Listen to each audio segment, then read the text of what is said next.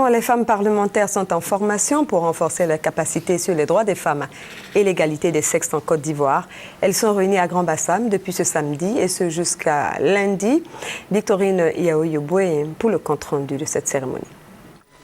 Sur les 255 députés qui siègent à l'Assemblée nationale, seulement 25 sont des femmes.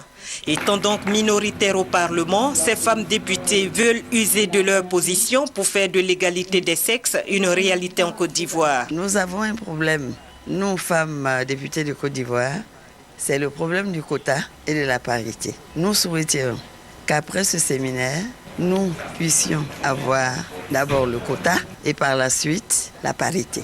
L'arsenal juridique existe, mais c'est la mise en œuvre qui pose problème. Alors j'attends des animatrices qu'elles nous donnent des stratégies pour amener les uns et les autres à jouer leur partition. Plusieurs parmi les femmes parlementaires ont compris qu'il ne faut plus se contenter de demander. Il s'agit désormais d'arracher cette égalité. Et il n'y a que le leadership pour faire la différence. Nous avons des femmes qui viennent d'autres pays, des experts. Le partage d'expériences permet d'économiser du temps dans l'action. Donc avec des expériences nouvelles, nous pensons pouvoir mener des actions nouvelles. Il ne faut pas attendre qu'on vienne de faire une place au soleil.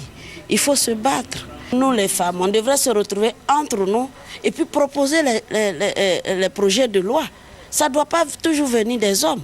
Aka Véronique est la seule femme députée et présidente de conseil régional à l'issue des dernières élections en Côte d'Ivoire. Elle est un exemple aujourd'hui du leadership féminin. Son secret, selon elle, c'est se mettre au service de la jeunesse, des femmes, les couches les plus vulnérables. C'est à cela que les expertes de l'Union interparlementaire chargée de la formation veulent amener toutes les femmes parlementaires.